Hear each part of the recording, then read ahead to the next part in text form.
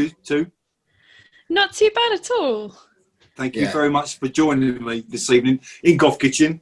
It's really cold here tonight. I'm in Southend in Essex, and it's absolutely pissed down all day today. And the weather's turned and it's grotty, and I'm literally just warmed up and got dry after just a horrible day at work and a horrible day on the buses. So I don't work on the buses. I get the bus home from work, but it's been grim anyway. So that's standard weather for us up in Manchester, mate. Tell you. Indeed. You both in Manchester? Yeah, man. It's Chris, all the time. Chris, you're like near Macclesfield or somewhere now. I don't even know where you live now. As far as most people are concerned, that's still Manchester-ish. I'm an Essex boy. It's up north for me. It's up north, yeah. It's up north for me. It's are you in lockdown? Are you in full lockdown now? Tier 3 is we were essentially in tier 2 for ages because Manchester's been under enhanced restrictions since July, maybe. So yeah, tier 3. I mean, I tend to not really go out anyway. So all the pubs have shut that aren't doing food. That's the key difference. And I think we've not been allowed to mix households for a long time anyway. Okay. So obviously I think the change is you're not allowed to meet up with anyone you know outside as well as inside now, unless it's in a public park. So I've not experienced anything that has made a big difference yet. I've not attempted to go to a pub or thought, oh, it'd be nice to go to the pub and then be like, damn it. Although, Jen, you are missing the elephant in the room, which is that we haven't rehearsed for 8 months now. Yeah, we haven't rehearsed since March, so sucks. We'll get onto that. So Jen, vocal, guitar, drums. Indeed. Chris, vocal, guitar, drums. Yes, sir. That makes it really easy for me. Thank you very much for both being so fucking talented. So let me start with you, Jen. How are you? Where are you? I think we've covered that. And what have you been doing today is my first question. So I'm very good. Today I did some work for most of today, but for the afternoon I went to we had a rehearsal space recently that we got evicted from, and I've just moved. Well, Josh, who's not here, helped a lot, so thank you very much, Josh. But all of our band stuff, or a lot of our band stuff, is now in this new practice room that I've got in Ancoats in Manchester, which is further out than where we were before. We were rehearsing in the city centre before, so we've just literally moved there, sort of. So I spent that afternoon doing a bit of work from there, and then also setting up the drum kit, which is important. And then I spent about an hour drumming, which I've not done for ages. So I'm in quite a good mood, and it is quite cold here, but I'm still quite warm from doing that. So I'll probably put a cardigan on in a minute, but yeah. So it's been a really good day. It's felt I kind of miss drumming. I mean, Chris, I don't think you've drummed for ages, but I got really into it over the last few months. It kind of kept me sane. I'm going down to our rehearsal room by myself and playing drums for ages. So it's nice to do that again. So it's been a good day. I haven't, before we go to you, Chris, I haven't seen your band live yet, and I do apologise. When there's 3 of you in the band, Josh is the bass player. Yes. So Chris, do you drum when Jen's on vocal and vice versa? Is that how it works? There or thereabouts, yeah. I mean, we both still sing backup from the kit, but singing lead from the kit just isn't necessarily, from a technical point of view, it's not the best thing to do. That's okay. Yeah, but the other part of that is that generally speaking, there are a few exceptions. Is that if you wrote the song, then you sing and play guitar, and the other one drums. Okay.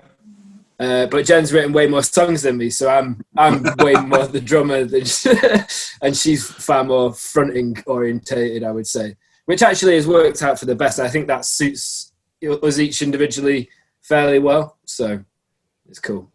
So what have you been up to today, Chris? Well, so I've bought this house that's like a wreck, and today other than doing my day job, my uncle's been bricking up a door for me, And then I've just literally, just before I came here, I've been re-plumbing because my plaster is coming tomorrow. And I've moved my kitchen into the conservatory temporarily, plumbed it all in and put power to it. I've now got to undo most of that so the plasterer can do his job, which means I've actually got pipes running just across the middle of the ground floor and until my kitchen gets built, that's the way it's going to be. So that's been my day mainly. Is it safe? Is it safe? No, it's not safe at all. I mean, I've got a stop tap, right? So, you know, if someone punctured the pipe, I'd just have to turn the stop tap and that. And people if you're quick enough, you'll be all right. Yeah. Luckily, I've tiled the whole ground floor, so you know if there's a spillage, it's not a big deal. I've got like a 1.5-year-old kid, so we're sorted for I've sort of death-proofed the ground floor. Like there's no way he can create too much havoc down there. Brilliant, Jen. If anyone's watching this who are not aware of your band, can you describe your band to me? Describe False Advertising to me.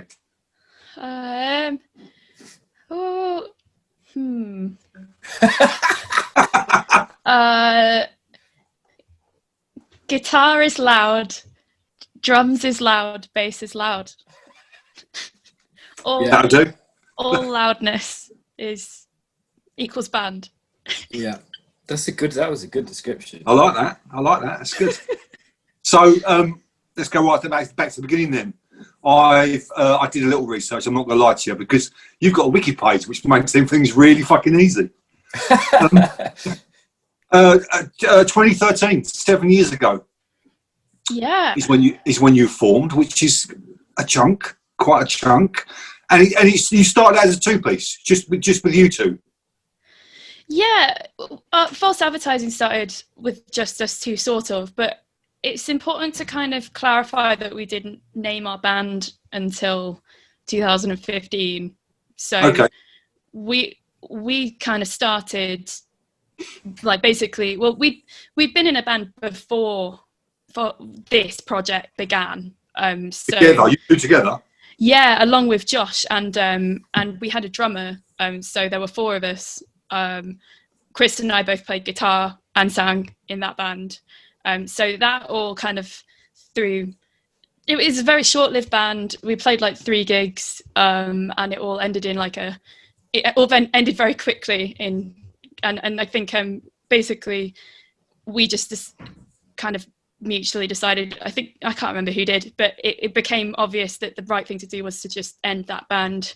Okay. And then Chris and I kind of discussed shortly afterwards, a few months afterwards, I think, starting to write together, and then eventually that evolved into us, like we shared demos back and forth sort of, and done some writing sessions, I think. And then Chris managed to wangle sublet a rehearsal space from the Hyena Kill one night a week, who are now really good friends of ours and was so kind to us. And so they let us use their rehearsal space on a Wednesday night, I think, one night a week. So Chris and I would go, they were really nice. Lorna let us use her drum kit. Steve let us use his amp.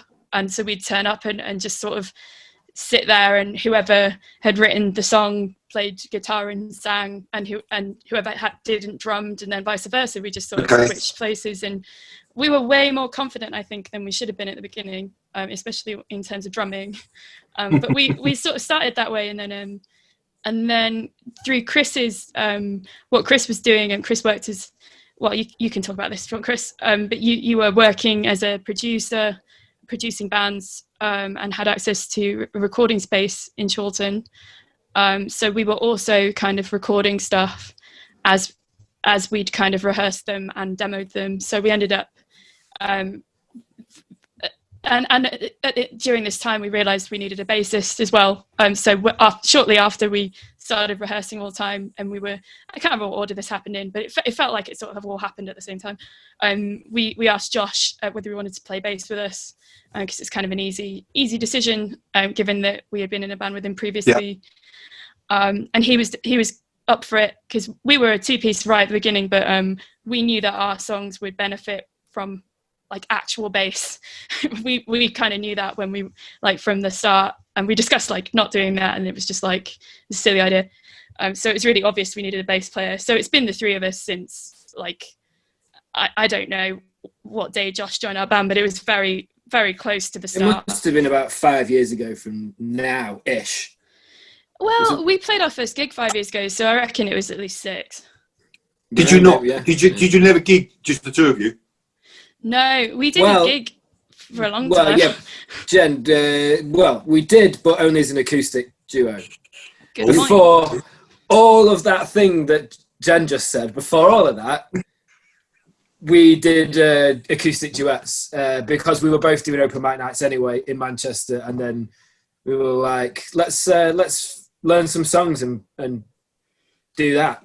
We must have only done a handful of actual performances like that, but yeah, I don't know. It just seemed like a phase, as in like that whole open mic thing seemed to go on for a few years for me. And I think the time when we were working together, because we were always both playing the same ones, or not always, but like quite frequently. So it all just kind of merges into a kind of open mic time where it's kind of easy to believe that we were both playing together the whole time, whereas that wasn't necessarily the case. It was really fun those days. I've sort of forgot about that. So you were performing your own songs or covers? Covers. That back then was covers, yeah. What covers? Yeah. You remember? Good Luck by Good Luck by Ruben was one of them. There was Nude by Radiohead. Oh yeah. Was there a song by Brand New? Oh yeah. I hate Brand New now, but I was watching. I can't remember which song it was though. I was watching Stargate Universe the other day, and they used a brand new song in it. I was like, oh man, I can't listen to this anymore. Shit, should I turn it off? Should I fast forward? I don't know what to do. Came on Spotify at random the other day. There's a story here somewhere, but I won't ask it today. Oh, what you mean with regards to why Brand New can't be listened to anymore? You both mentioned it, yeah. Just Google it, guys, at home. It's, I don't know. That's a whole topic that we probably don't want to go down, a road that we don't want to go down. So we'll just leave that one there. So Josh turned up, with his bass. Yeah. Did it instantly sound what you wanted it to sound like? Did it just sound bigger and better? Yeah, I mean, we were demoing. I mean, my early demos. Well, I was demoing for sure. My early demos were. I'm not listened back to them recently, but I think they're just like probably like the most out of time and rubbishly performed demos ever, with like programmed drums on a lot of them. But I think they did have bass, so it was like, at least in my head, I was like, I can somehow see from this the vision of what it should be. In terms of, it was more like a songwriting exercise, those demos anyway. But yeah, so I think it made it real, as far as was concerned. In the same way that like us learning to play drums and having a drum kit made it real, and like just recording all these things anyway, and being able to sort of listen to it back made it real. So it's the psychology of it is interesting because, like Jen alluded to before, when it's early days and you're a bit rubbish, the fun of it is you think you're better than you are, but if you didn't, you would just quit. Like you would just be like, we are rubbish, let's stop. Whereas like I think the combination of the excitement and the playing together in a space and all that kind of thing, it makes it so enjoyable that you kind of gloss over the fact that you're a bit rubbish. And eventually, if you rehearse enough, you get a lot better. So, like, Josh came in and he'd already pretty much learned the parts. So that did feel like a bit of a leap for sure. The whole process of learning to play the drums, though, was a little bit more drawn out. Like, Josh didn't actually come in to play with us for quite a few months because me and Jen were really janky on the drum kit. like we couldn't get through a song without making 100 plus mistakes. 100 mistakes. A lot. Everything was a So mistake. were neither of you were drummers, so to speak? No, we both. I mean, I spent a lot of time as a teenager in my garage at home playing drums. So, like, the drum kit we have now is the drum kit I had when I was a teenager. Oh wow! That my dad's friend gave my dad / me when I was a teenager, which is really cool. And it's like super old drum kit. And then before that, there was like a worse drum kit that was really rubbish. But I did try and play it, and I just played along to all my favorite albums, or at least attempted to. But I think doing something like that and then actually having to kind of keep time, like everything's on you as a drummer in a band like ours. It's like you have to have a sense of timing and tempo, and it's like I was only used to playing along to things, so I could kind of get my head around some rhythms and stuff. I mean, but in terms of, so I was always played some more kind of like jazzy, intricate parts, I remember, but I play them really like unconfidently. Whereas Chris, you were like the opposite. You were like super confident, and your parts at first were kind of a bit more like simple and brash. And then I feel like we both kind of like saw what each other were doing, and sort of. So I would sort of, you could get away with more stuff when you played because you were just so loud. Whereas I was just like less loud, but I was doing all this like attempting to be like Jimmy Chamberlain and stuff, but really badly. So it's kind of funny. I mean, I would say. Was there never a conversation about getting a drummer in? I don't know. No, because we will find a way. We will do this. I think we. Maybe it's time now. Well, you know, I mean, me and Jen, when we after the band before split up, and I was like, I can't let this go. Like, I met up with Jen for a drink and just said like. I just gave him said my piece, like, you know, I think we complement each other well. I think between us we've got a lot of the skills to DIY this thing because we, you know, beyond being musicians, we have other skills and vocations or whatever. So I was like, I think we should still try and put our heads together and make a go of it. And Jen, I obviously convinced her enough to give it a try. But part of the idea from the very inception was that we would both switch places in the band. Okay. So that was like an early idea that we kind of felt committed to trying to realise. So that's why we didn't go, you know, screw it, let's get a drummer. Plus playing drums is like super fun. So, and also I would say, I mean, from my experience of being a producer, there's something about people who play instruments and they're in their very formative years of playing that instrument. There's something about this when they're writing and they have very little experience or possibly lessons even, just they have a different approach towards the instrument. And the thing was that me and Jen have been playing guitar and Jen had been playing piano for a long time and violin. So and the problem is when you've played an instrument for a long time, you lose some sort of, what's the word? Like amateurish magic almost. Amateurish magic, is that a thing?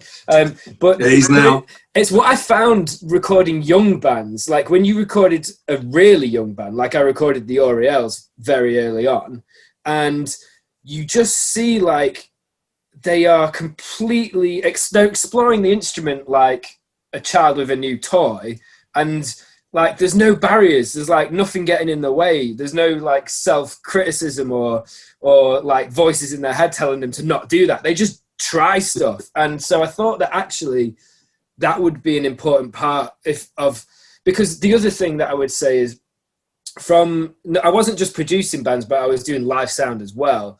And one of the key things for me with any band, like one of the person, there's two things that are the kind of the most important in a way: the rhythm, the beat, and the vocal, right? And like the bands that were good but their drummers were weak always had they had a serious issue. Like they had a glass ceiling that they couldn't get through because the drummer is so integral to it coming across the right way live for it to all slot into place. Like a lot of guitar and other instruments, they sort of they fill the spaces in between, and live often, like, you can't discern that much like detail, but the drums are so important. So I think we were kind of arrogant in a way, but we just had a vision that we wanted to try and accomplish, and so I felt very strongly about the drum situation. Yeah, I think the other thing that was happening is we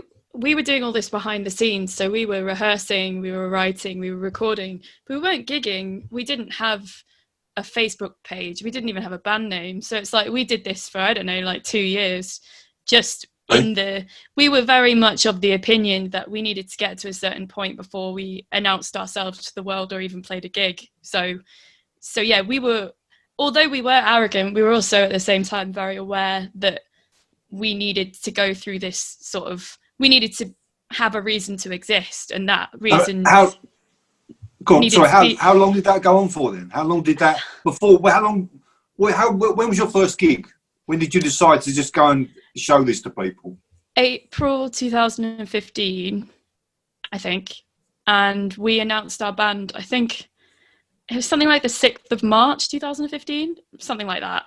Like a month before-ish. Yeah. So I'm pretty sure it had been about 2 years in the making, or at least a year and a half. The whole process, I think the process of writing, demoing, getting a rehearsal room, learning how to play drums, bringing Josh in, that was about 2 years, that whole process. Mm-hmm. You released your first album in 2015. We did. So you literally announced the band, started gigging, and the album came out all at the same time. Yeah, because the band, we basically decided we weren't going to announce the band until the album was all but finished. Okay. So yeah, on the day we announced the band that was the same day that we created all of our social media profiles. We did that along with the gig announcement, and we also had our first track, Wasted Away, with like a video. It wasn't like a proper music video, it was like an artwork video type thing.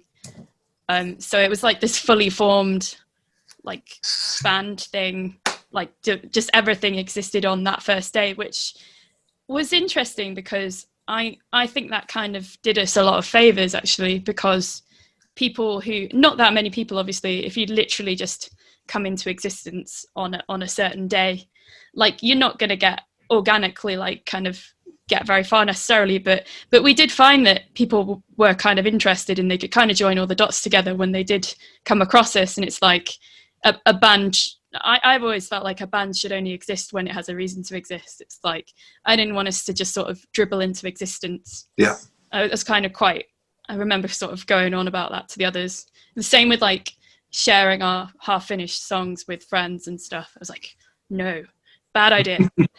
Although me and Josh did it all the time. Yeah, I hope you're not doing it now. No. What?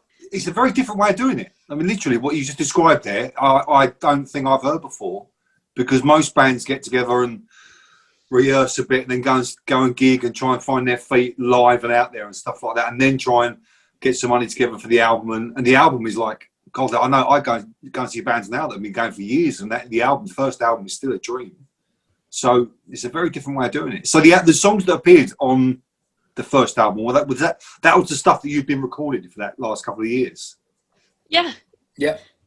Yeah. So yeah, it is weird. It is like, I've been asked before, like, do you think it was a good idea to have not like tested any of these songs like in front of a live audience and stuff like that? So I think the way that we did it is interesting. It made sense for us for various reasons, because we were in a position where we could record. Yeah. But I think there are numerous strengths to doing it the more logical way. I think it's just because we were in that position and we were able to record. It's like, why don't we try and like make the most of that? And I suppose on the first day that we announced ourselves as a band, there were things that happened that like we weren't paying for any PR, but we managed to get, like, people came across our song and it was on Hype Machine and stuff like that, and it got more plays than I thought it would, and all that stuff. And it's kind of like mediocre kind of success, really. But I do think that having that kind of cohesiveness from the first day did do us some favors. and obviously we released a song that we were really happy with and we thought was really strong, and we'd had enough time to sort of dwell on it and kind of change bits and make sure we were completely happy with it. There were still songs at that point when we released Wasted Away that we weren't so happy with and were still being worked on, I think, especially like the mix of the album. Like we redid that loads of times, well, Chris did. But yeah, we made sure we were releasing the song that we were really happy with and we thought would represent us in a way that was exciting, and that would kind of like not like if someone heard it and they were into our band's sort of music, they'd be like, oh yes, they sound like a real band. It says a lot about your confidence and your own self-belief to have that package ready without ever showing it to anyone or giving it to the world, so to speak. Because I mean, again, going back to the way a lot of bands would do it, they will change their set, they'll rehearse those songs, they'll play those songs live, and normally by the time the first EP comes out or the album comes out, it's the stuff that's gone down well on stage, it's the stuff that the crowd have reacted to. So to put that out as a package and go, well, this is us, this is what it is, literally like it or lump it. It's good. I mean, it tells me a lot of how confident you were within yourself, and that must shine through as well. People must be aware of that. You could argue there's a confidence thing to it, but also you could argue that I compare it to like if you're an artist, and obviously there's many mediums to make art. There's whether it be visual art or whatever. I think we just felt like we'd made a series of decisions that we were sticking to. That was our artistic choice, artistic prerogative. And I don't think we felt confident necessarily. It was just, we just kind of wanted to realise I guess we'd set ourselves some boundaries or rules and we followed it through all the way. And whatever happened next, you know. I think that's the way it was for us. And stuff did happen next, so that was a win, really. I suppose we were always like, if we do this, or I don't know, I always thought this: if we do something and then nothing comes of it, like kind of naturally, if we play a gig and then, or a series of gigs and then don't get offered to play another one ever, then it's like, then obviously it's not made an impression on anyone. But it did, like we did a bunch of things and stuff came of everything that we did, it felt like, and then we had more stuff to do and it grew sort of organically. So yeah, it felt like in terms of doing stuff to give ourselves a sort like some small longevity, what we didn't work against that. It actually kind of allowed us to kind of have something to continue to build on, I suppose. But very much, I don't know, if it comes across like confidence, I mean, from my side, I'm like the least confident person about anything that I write, songwriter wise. So it's kind of, but then I also have to sort of go into different headspaces to try and get my fresh ears back to hear things, and then sometimes I can be more confident about stuff. So I listened back to all of the new songs I've recently recorded the other day, last night, and I was just like, what are these songs? Like, rubbish songs. But then I'll probably listen to them again like tomorrow and be like, these are great. They're great. So, these are great. Where did the name? Really hard. False advertising. Where did the name come from? From a long list of names. Okay. Was it a long process? It was always like we were always discussing through these 2 years. We always had these like conversations where we'd just like throw band names back and forth. And I think there were some Google Docs that I need to find actually, with long lists of names on them. Most of which are really terrible, I think. Major Sad. Thought really? Crimes. Thought Crimes? Yeah, Thought Crimes. Oh, Major Sad. I quite like Major Sad actually. It's very goth, so I'm quite happy with that. Suicide Sauce. Yeah, we decided against that one though. Yeah. That would look great on a shirt though, to be fair. If we were a different kind of band, maybe. But yeah, it does. So the album hit 2015. After about the next 2 years, you pumped out a lot more singles. Literally, I counted about 7 or 8 singles over the next 2 years. And you started gigging by then. This was you were out there regularly, on tours or one-off shows and stuff. Whereabouts did these gigs take you? All around the country? Oh yeah, but it was definitely hard to break out of. Like initially, it's funny. Like initially, it was hard to break out of Manchester, right? I mean, there's loads of venues in Manchester and stuff, but promoters don't really want you to play like within a month of each other. And we played our first out-of-town show in Lincoln, and it just so happened the headline band, Blind Wives, Luke, who's the lead singer, is now like our main producer. So that's cool. We sort of got into Liverpool because of a guy called Mike from a band called Elevant, who was a fan, and he's Elevant are great, but also Mike's a promoter who puts on gigs in Liverpool, and so he was like, come over to Liverpool. And then through that, we've been introduced to loads of people in Liverpool who now have booked us, because it's like Liverpool just seems like this awesome community. It's great, but it was hard to sort of get in there, you know. I mean, we didn't play Bristol until like a year and a bit ago or something, maybe 2 years ago. But it felt like Bristol was like a really tough nut to crack. Well, there's still places we've never played, like Nottingham. We've never played Nottingham. We've always wanted to.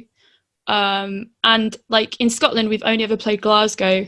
So there's places there's like basically places we've never played that we know we really need to get to.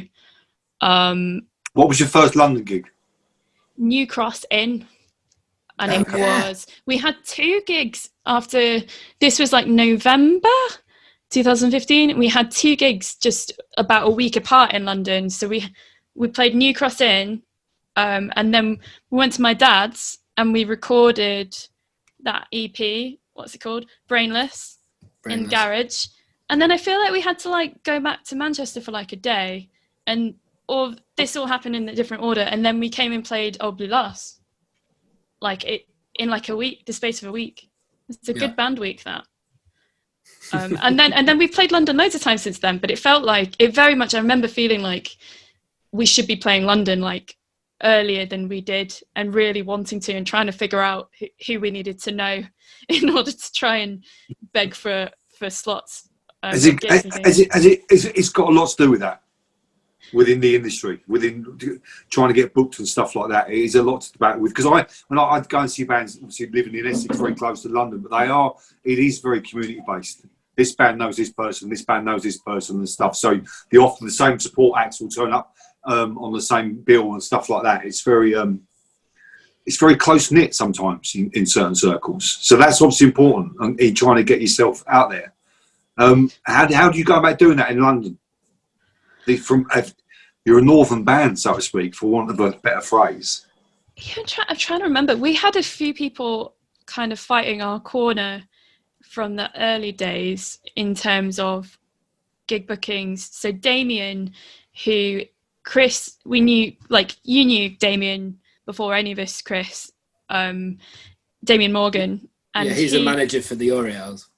Yeah, so he still runs a booking agency, but back in 2015 he ran a booking agency, and he was very, very kind to give us a helping hand and with gig bookings quite early on. So I feel like through people like Damien, I think we just kind of ended up managing to get a gig in London. I was probably emailing people asking very nicely, but because they didn't know me, they probably weren't replying. Yeah, I mean, what we did then would be illegal now because of GDPR. Because back then you could mail shot lots of people, which is what Damien was doing, and that was fine at the time. But then as soon as GDPR came in, couldn't do that anymore. So you have to get everyone's consent. Yeah. But Damien's mailing list was like 100,000 people. Everyone in London, yeah. You're having it or not. So, 2018, album 2 arrives. When did you start writing the tracks for album 2? during that time, that same time when you're out there gigging and promoting yourself and stuff like that, were you working on these songs constantly? I think for my part, I did it more in like a sort of concentrated chunk of time. So I seem to remember deciding in like the summer of 2017, I need to write loads of songs and just kind of, and then writing loads of songs. So rather than, I always kind of collect ideas when I kind of come up with like a little, like just things in my head as I go around. So I'll do like little voice memos like constantly, but I don't actually try and finish songs until I'm like, it's time to actually write the song. So I think I kind of wrote all my stuff within the space of a couple of months, and then we obviously were rehearsing regularly, so we'd build on what I'd written for my songs at least together, and we'd kind of change bits and develop stuff as a band. And so that was obviously a huge part of it. But in terms of like writing, coming up with the core idea of the song, I did all that for my stuff on the album quite within sort of a solid, dense writing phase, if you know what I mean. Do you then play those songs live as you're constructing them, or wait until they're finished? Some of them we did. Yeah, we did. We definitely played a lot of the album songs after we'd started recording them, because we went in at the beginning of 2018 to the church studios, which was like the best experience of all time. Thank you, Luke. And we recorded what would become the album live. So the three of us playing guitar, bass and drums. So no vocals or anything like that. So we recorded, I think, 14 tracks. So I don't know if we were like playing the album stuff much before then. We might have done a little bit though. But certainly after we'd done that recording session, all of that next year and beyond, we were playing the album stuff. It's basically as soon as we were able to play it proficiently. Rain Freeze is a particularly, it's a lovely sounding album. I'm trying to find the right words for it. It's very, when you compare it to your earlier stuff, it's very produced, it's very polished, it's very big. I read somewhere you received a PRS grant. Yeah, we did. Did that help out with the making of the album? It did help out with the release of it for sure. It did sort of help out with the making of it in terms of us being able to pay Luke some money and us being able to afford a recording session towards the end of it, a mixing session where we did a bit more tracking and mastering and stuff like that. But the momentum funding that we got, and it was really amazing that we got it, was for the release. So it was to go towards music videos, to go towards the release itself, for marketing costs. So, but that then enabled us to put band money, free up some band money to help us kind of get these finishing touches on the record that we really badly wanted. So yeah, it really helped us out. It was really amazing and added like so valuable. We're very, very grateful for that momentum funding. It's like I said, it's a lovely, it just sounds, it's a wonderful sounding album. It's just, it's difficult for me to describe really, but it just works beautifully. Everything just sounds on my headphones. I listen to a lot on my headphones rather than, and it's fucking great. That's what I'm trying to say. So 4 singles released from that album over the course of the next year or so. Did you, what was the tour like? Did you tour that album quite heavily when that happened? It came out last November, so we did a tour. We were planning another one, but unfortunately we never got to do it. And obviously we were planning to do festivals, as every band will. Similar story, I'm sure. Any band you talk to will have the same exact story. So yeah, we did. I wouldn't say we toured it extensively, but we did do a headline tour, which we very much enjoyed after the album was released. So we're really lucky we got to do that. Artwork on the album. Who's behind all the artwork? Both of us. Yeah, it's definitely a collaboration. It's very much us. I mean, Jen is a graphic designer, web designer extraordinaire. We both like photography, so but Jen sort of came up with a load of ideas for us to try out, and then we sort of executed those ideas together.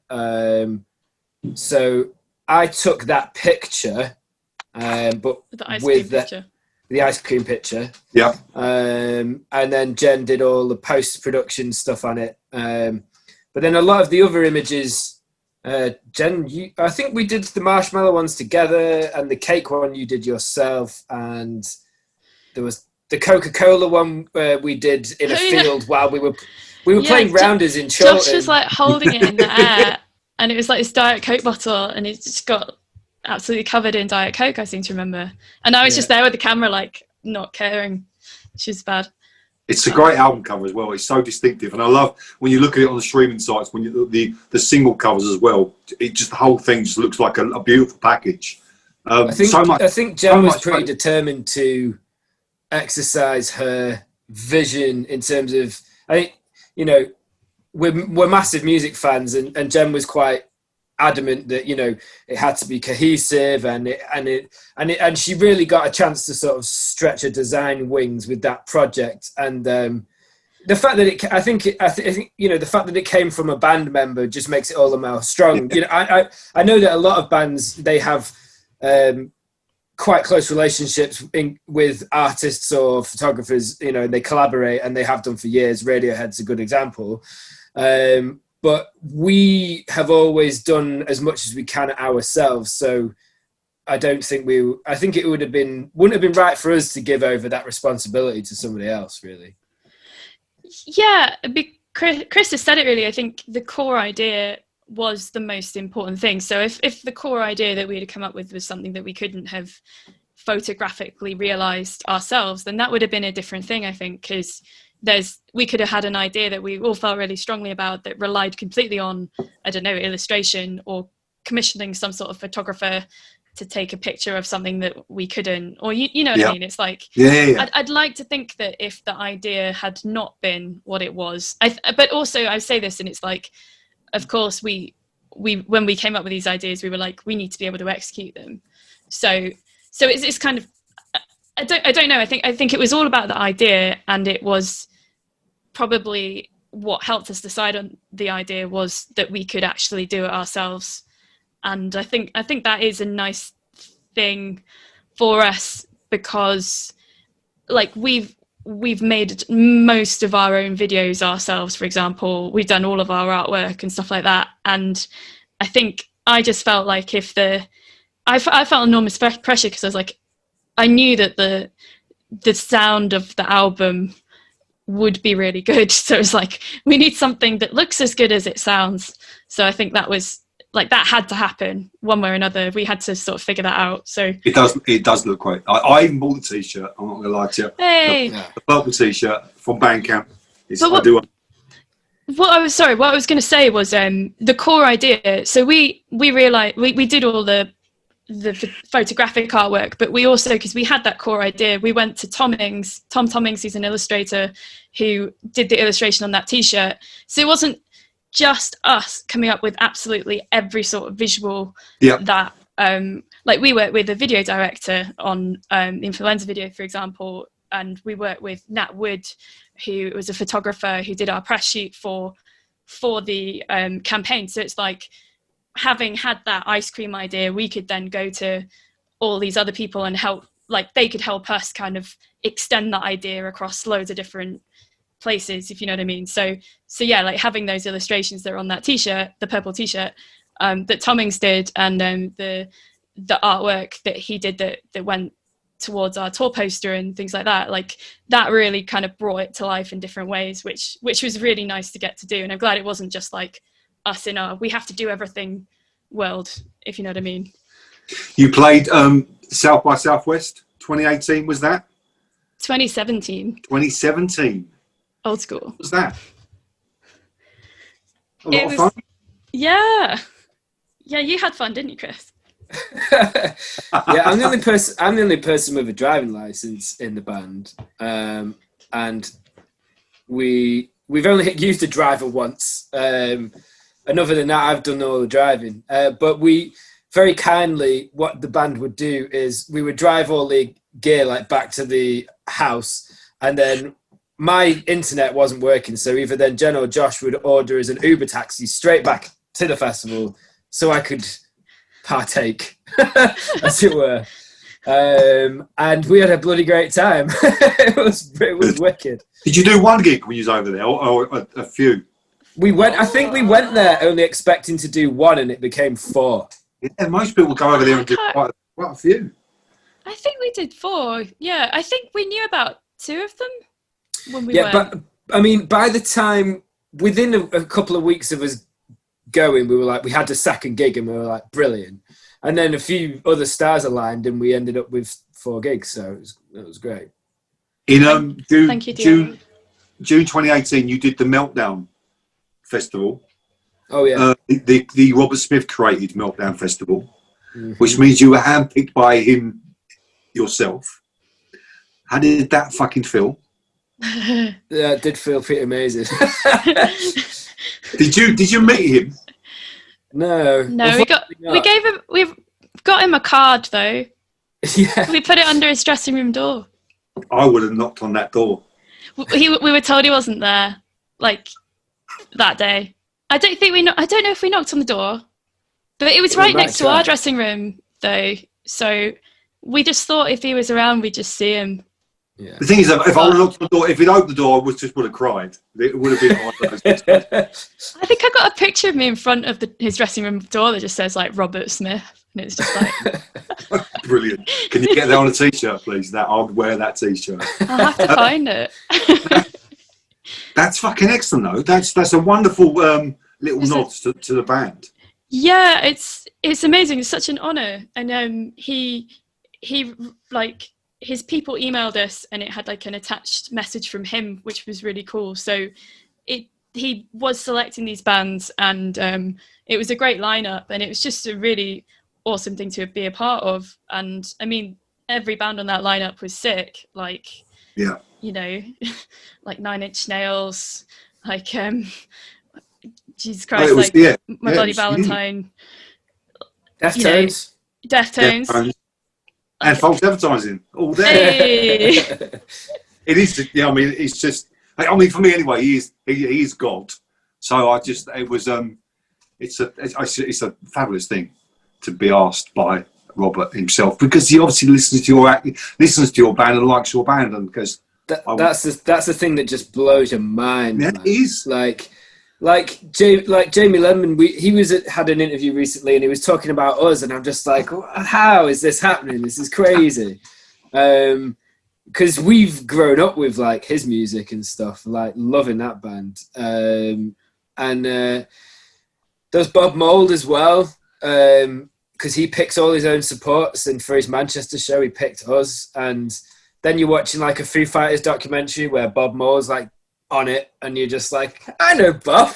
And then you're like, how many degrees away from Josh Homme am I? And you're like, oh my God. Yeah. So 2020 happened. You must have had plans this year to go out and have loads of fun and play loads of shows and loads of festivals and stuff like that, and it didn't. It was going to be our best year for festivals, I think. You've just told me, right at the start, you told me you haven't rehearsed for 8 months. Yeah. It's you know what, almost everyone I've spoke to over this, I've been doing these now since about March, everyone's saying the same, or they are just getting back together again. It's really difficult.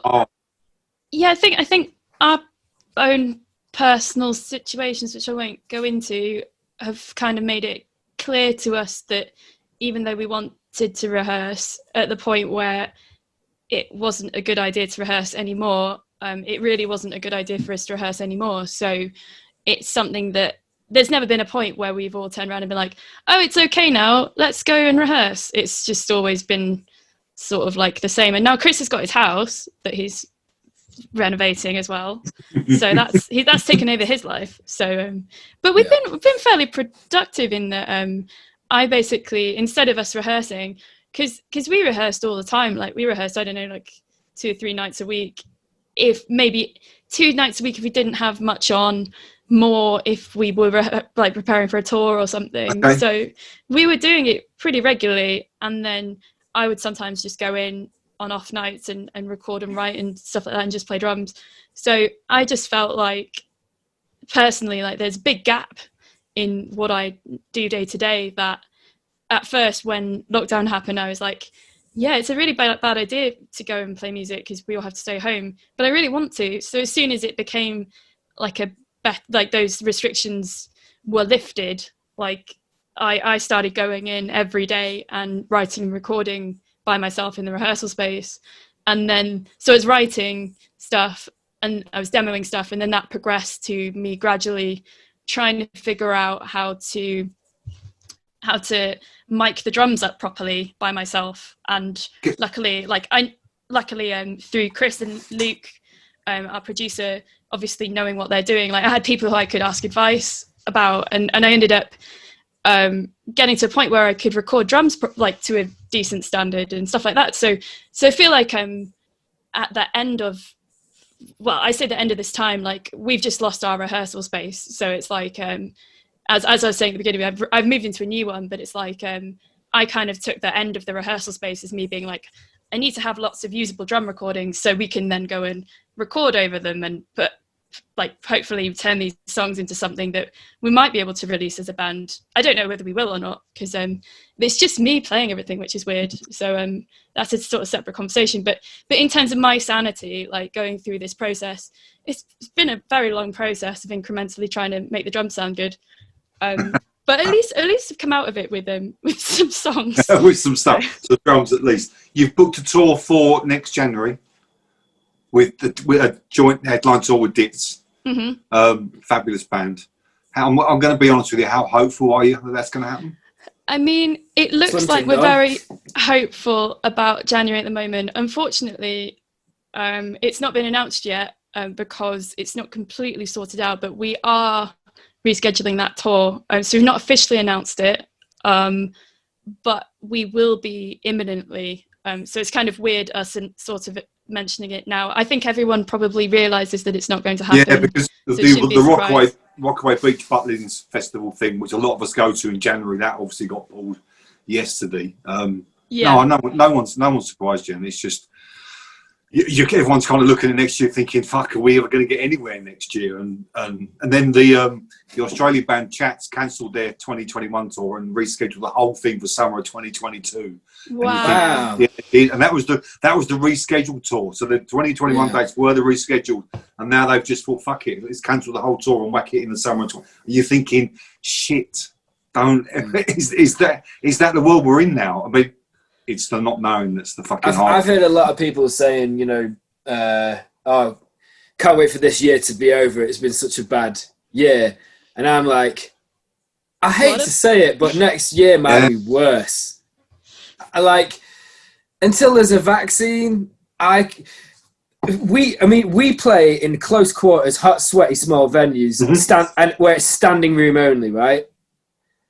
That is just rife for passing around any kind of contagion, And you think about like all the festivals and stuff where you'd have thousands of sweaty bodies packed together, and you're like, man, was that a golden era or something? Everyone comes home from a gig now with a fucking cold, so everyone, you pick up everything. It's that I know it's I don't know, and they got you socially distanced, sitting down gigs at tables, 20 people and stuff like that. It's not for me, but it's and it's also not how I want to listen to my fucking guitar bands at all. Yeah, it's an interesting challenge. I think if we are going to release music next year, which is looking like we will, we were certainly meant to release more music this year because we recorded some. But I think when all this happened, I'd love to have said we were like, oh, like, who cares? We'll just release music anyway and make the best of it and do all these shows that we can do and figure out a way of making it work. But I think this year it's just been, it's kind of just been so overwhelming just from a, like, I'm not trying to be melodramatic, but it's like when you think of all the things that you normally do as a band, when that gets live gets taken away, it's really difficult to kind of figure out the right way of kind of continuing. So I mean, I really want to figure out a way of existing and like making music next year and releasing music in under the banner of our band that makes sense and feels right for our band. And also, if we can't perform live, like it doesn't feel kind of like we're like doing this sort of really clinical acoustic performance that doesn't connect with people in the same way that it did, if you know what I mean. Like, I think it's a huge challenge for us, because we are very much a live band, I would say.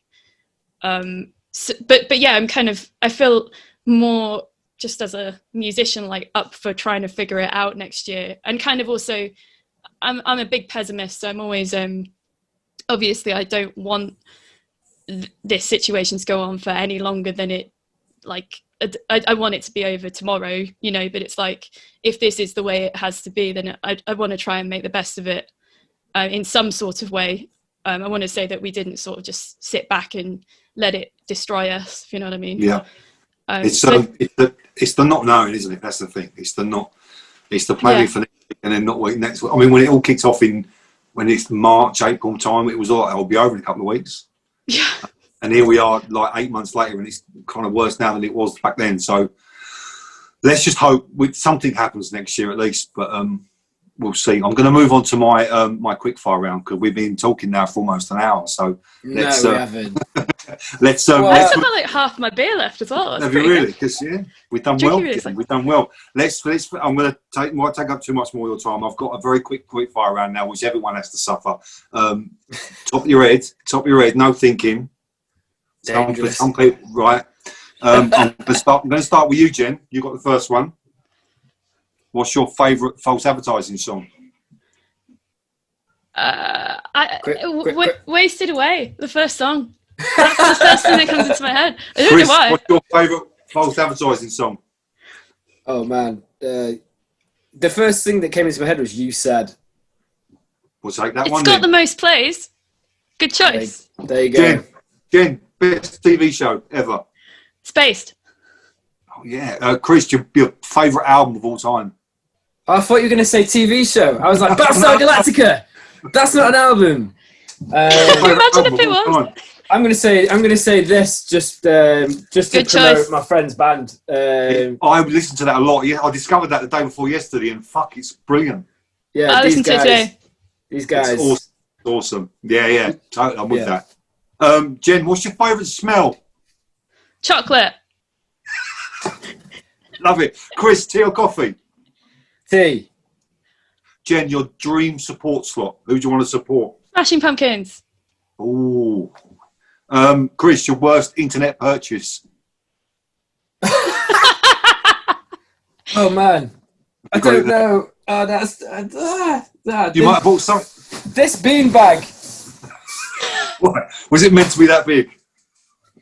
It's just because it's here. I was flummoxed by that question. I'm a very strict purchaser of things, so okay. I do not make mistakes like that. Everything is very deliberate. What about those shelves that you got for the practice room that you were dissing the other day? You're like, don't get those again, Jen. Yeah, but they weren't not an a good internet purchase. They were on offer in Aldi, so they don't count. Sorry. Jen, what's the strangest thing you've ever eaten? In Japan, I had some sushi, which was a sea urchin, and it was disgusting, and I hated it. Chris, your favourite film? Oh man, I'm just gonna say GoldenEye. We were talking about. Fucking hell! I'm so bad at this.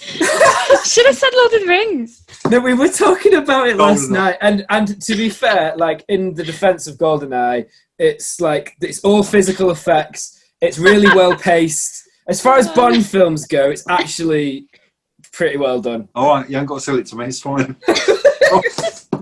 Jen, if you could be in another band, what band would that be? 9 Inch Nails. Oh, Chris, favourite biscuit? Bourbon.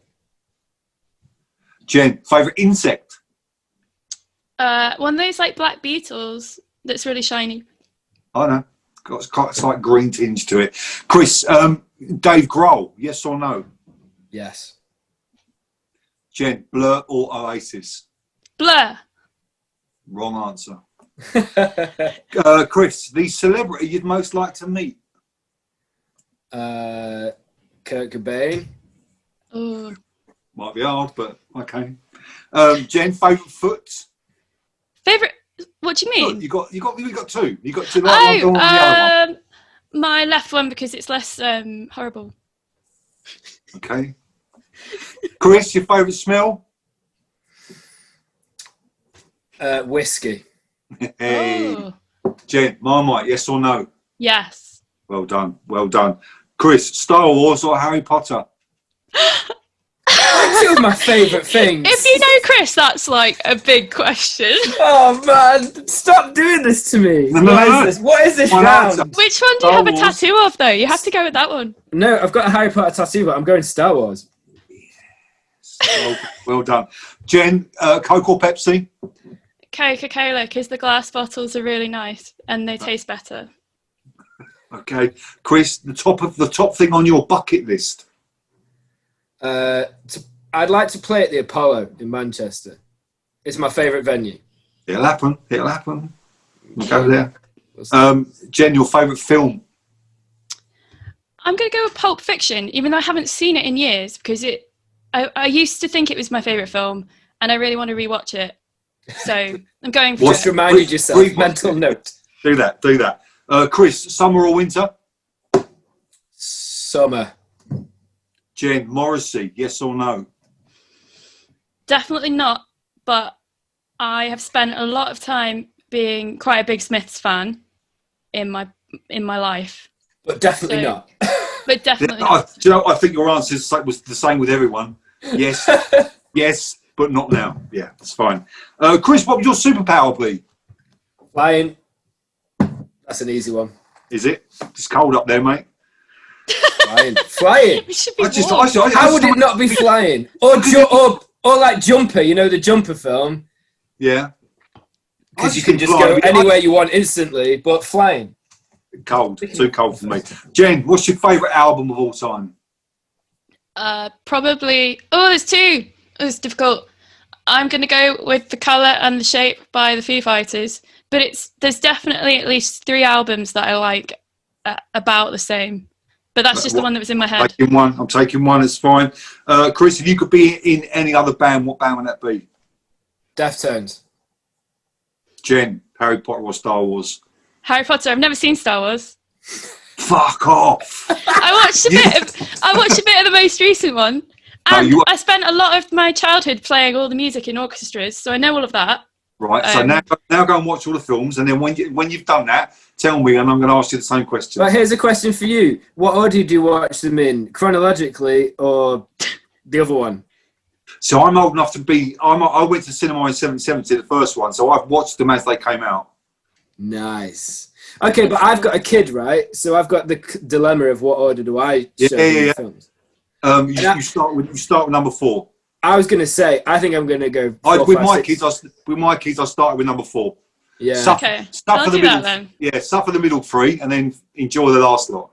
That's the way it works. Yeah, I think so. I think Yoda's cool, by the way. I think I could get into it. He was pretty cool. Baby Yoda's pretty cool too. Chris, Marmite, yes or no? Look at this. Hang on. Thought that was Marmite in the background. There it is. Perfect. Jen, special edition one.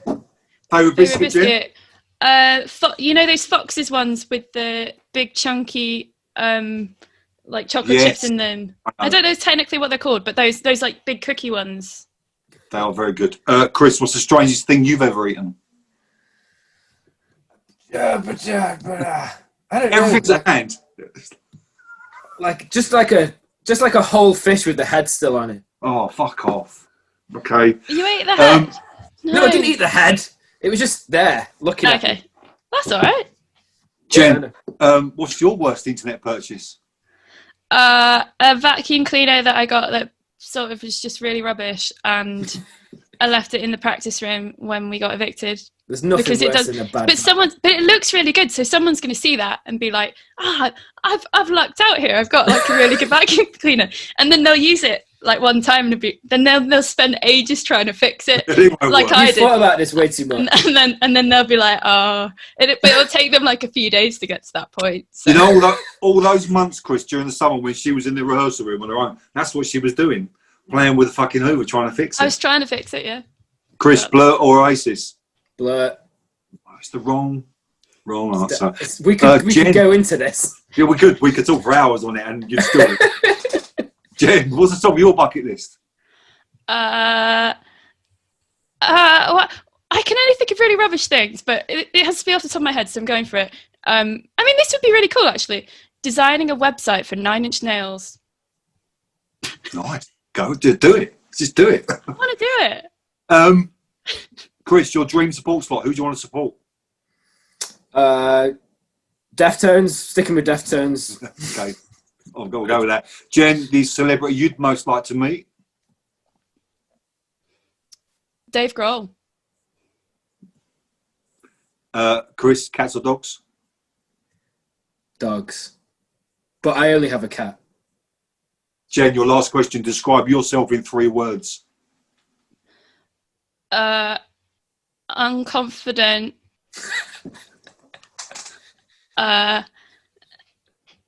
Happy. Excited. I like that. That's good. Chris, same question to you. Describe yourself in 3 words. Loud. Yeah. Confident. Excited. And self-reliant. Chris and Jen from False Advertising. Thank you very much for your time. Thanks, Brian. Yeah, thanks. It's been great. We've had a been good time. I've enjoyed that. It's been a lot. It's been well over an hour as well. Ben's probably asleep the other side of the screen. No, sorry, Ben. Yeah. Thank you very much, guys. I can't wait to that rescheduled tour with Ditz on there, without a doubt. So let's just hope and pray that will happen sooner rather than later. But we'll wait if it's later. We'll get out. I don't want to be quoted on this annoyingly, but I think we're all in it for the long game. So if it gets rescheduled 100 times, maybe in 20 years we'll finally get to do it. Who knows? Playing live is one of our biggest joys. You know, it's one of our biggest motivations. So good. Yeah, we are looking forward to that day. Right, and then we can meet you. Yeah, absolutely. I'll be there. Well, let's all wave now and say goodbye to everybody. Thank you very much. Bye bye. We'll just keep doing it.